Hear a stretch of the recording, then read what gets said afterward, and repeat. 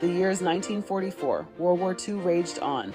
Yet, amidst the chaos, a glimmer of hope emerged. Representatives from 44 nations gathered in Bretton Woods, New Hampshire.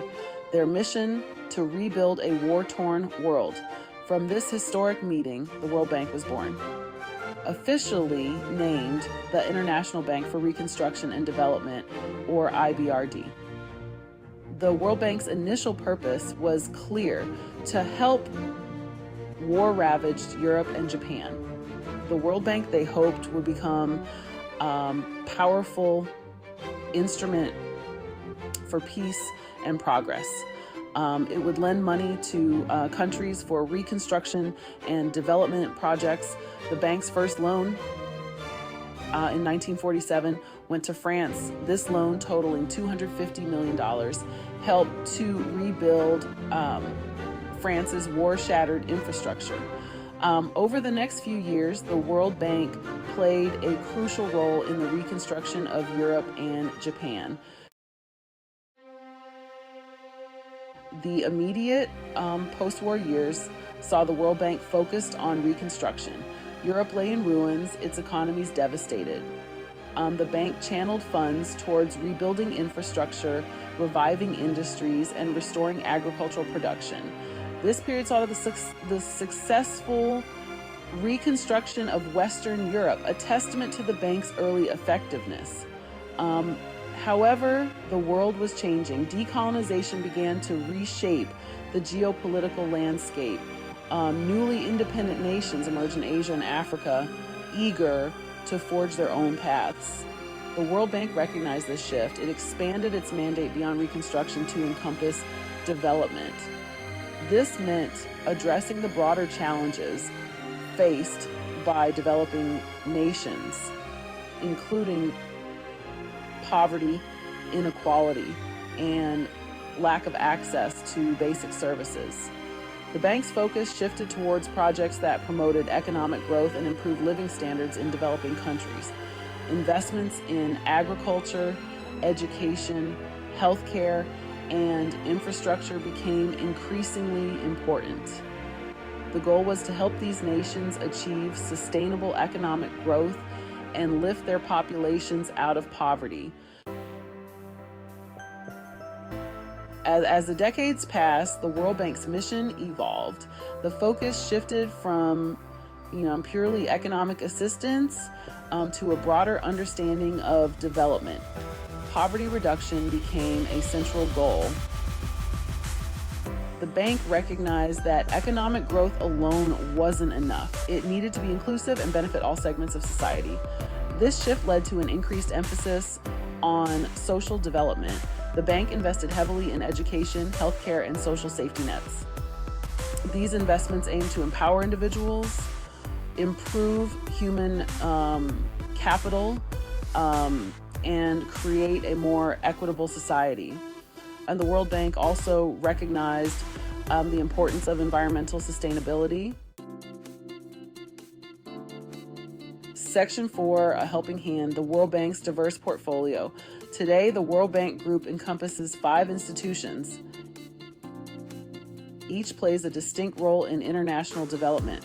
The IBRD, the original institution, provides loans and grants to middle-income and credit-worthy low-income countries. The International Development Association, or IDA, focuses on the poorest countries, offering concessional loans and grants. The International Finance Corporation, or IFC, promotes private sector investment in developing countries. The Multilateral Investment Guarantee Agency, known as MIGA, provides political risk insurance to encourage foreign investment. Finally, the International Center for Settlement of Investment Disputes, or ICSID, helps settle investment disputes between governments and investors. Section 5, controversies and criticisms, navigating a complex world. The World Bank's history is not without its critics. Some argue that the bank's policies have at times favored the interests of developed countries. Others criticize the bank's lending practices, arguing that they have burdened developing countries with unsustainable debt. The bank has also been accused of neglecting the environmental and social impacts of its projects. Critics point to instances where large-scale infrastructure projects have displaced communities or damaged ecosystems. These criticisms have led to calls for greater transparency, accountability, and a more participatory approach to development. Section 6, Adapting to Change, the World Bank in the 21st Century. The World Bank recognizes the need to adapt to a changing world. Climate change, pandemics, and technological advancements present new challenges and opportunities for development. The bank has made significant strides in incorporating climate considerations into its projects. It is also investing heavily in digital technologies to bridge the digital divide and promote inclusive growth. The World Bank's mission remains as relevant as ever to end extreme poverty and promote shared prosperity. However, achieving these goals in the 21st century requires innovative solutions, flexible approaches, and a commitment to learning and adapting.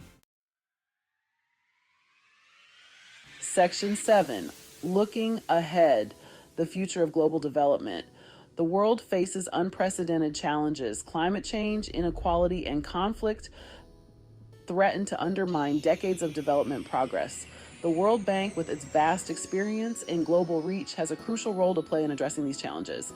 The bank's future success will depend on its ability to listen to the needs of developing countries, forge strong partnerships, and embrace innovation. As we look to the future, the World Bank must continue to evolve and adapt to the changing global landscape. Only through collaboration, innovation, and a steadfast commitment to its founding principles can the bank fulfill its mission of building a more just and prosperous world for all.